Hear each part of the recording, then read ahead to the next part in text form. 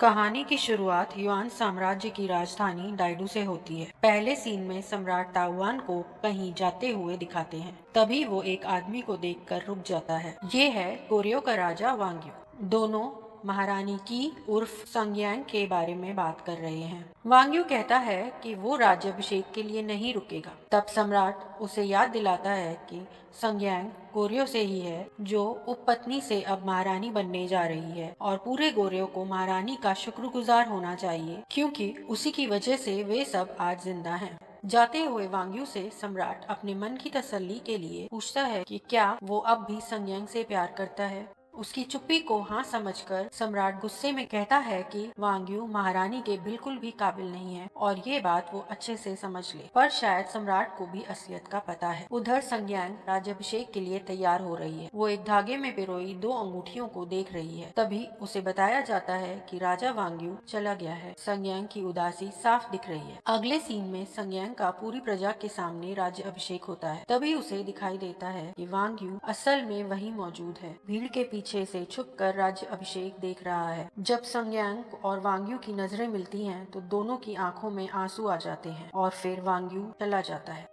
अब शुरू होता है फ्लैशबैक। दिखाया जाता है कि न्यांग नाम की एक लड़की और उसकी माँ को गुलामी के लिए गोर्यो से युआन ले जाया जा रहा है। सबको बड़ी बेरहमी से घसीटा और कोड़े मारे जा रहे हैं। राजकुमार वांग्यू भी अपने सेवक के साथ उस दल का हिस्सा है। वांग्यू से ये सब देखा नहीं जाता और वो सैनिक से कहता है कि महिलाओं के साथ जानवरों जैसा व्यवहार नहीं किया जाना चाहिए। क्रोधित सैनिक वांग्यू की शिकायत जनरल डांगीजे से कर देता है। डांगीजे राजकुमार से कहता है कि वो एक साधारण राजकुमार है और अगर उसे अपनी जान की परवाह है तो चुप रहे। उसी रात पहरेदारों से बचकर राजकुमार सभी गुलामों को यह कहते हुए मुक्त कर देता है कि वो उनके लिए बस यही कर सकता है और इसीलिए वो जल्द से जल्द भाग जाए। लेकिन सैनिकों को पता चल जाता है और वो गुलामों का पीछा कर उन्हें मार डालते हैं। न्यांग की माँ को भी एक तीर लग जाता है। तभी डांगीजे की नजर न्यांग पर पड़ती है और वो उसे भी मारने के लिए तीर चलाता है, परंतु माँ न्यांग को बचाने के लिए सामने आ जाती है और दोनों खाई में गिर जाती हैं। मरने से पहले माँ न्यांग को वहाँ से भाग जाने के लिए कहती है और उसे उसके पिता की दी हुई अंगूठी देती है। वो बताती है कि उसके पिता जिंदा हैं, उसे उन्हें ढूंढने के लिए गोर्यो की राजधानी केगोंग जाना चाहिए। वो ये भी कहती है कि उसके पिता की खानदान से हैं। इतना कहकर वो पिता का नाम बताए बिना ही मर जाती है। अगले सीन में दिखाते हैं कि वांग्यू गुलामों की लाशों के ढेर के सामने रो रहा है। उसे अपनी लाचारी पर बहुत दुख होता है कि वो अपनी प्रजा के लिए कुछ नहीं कर पाया। तभी एंट्री होती है वांगो की। वो राजकुमार को नीचा दिखाता है और हिदायत देता है कि वो कभी भी गोर्यो वापस ना आए। अब सीन कुछ दिन बाद का है। न्यांग एक लड़के के वेश में अपने पिता की तलाश में केगोंग की गलियों में लोगों से पूछते हुए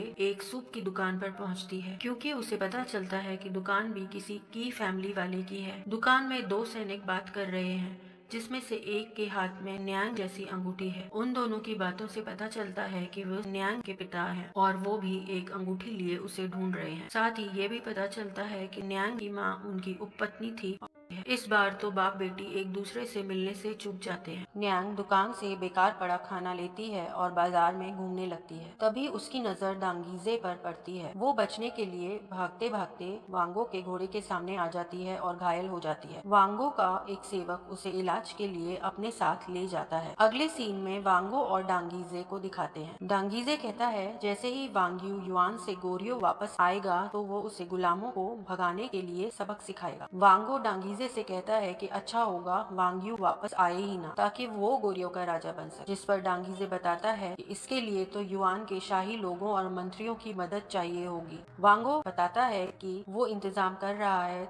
अगला सीन कुछ दिन बाद का है। न्यांग वांगो के जूते बारिश में गीले होने से बचाती है और आग्रह करती है कि वांगो उसे अपने साथ रख ले ताकि वो उसका एहसान चुका सके। वांगो उत्सुकता पूर्वक न्यांग से उसका नाम पूछता है। वो उसको अपना नाम न्यांग की जगह संग्यांग बताती है ताकि अपनी पहचान छुपा सके। सीन बदलता है और हम देखते हैं कि संग्यांग धनुर्धारियों के सेवक के रूप में काम कर रही है। वांगो दूर से संग्यांग पर नजर रखता है और साथ ही उसकी मेहनत और वफादारी देखकर खुश भी होता है। फिर देखते हैं कि संग्यांग रातों को अभ्यास कर करके एक अच्छी योद्धा बनने की कोशिश कर रही है और इस तरह 13 साल बीत जाते हैं।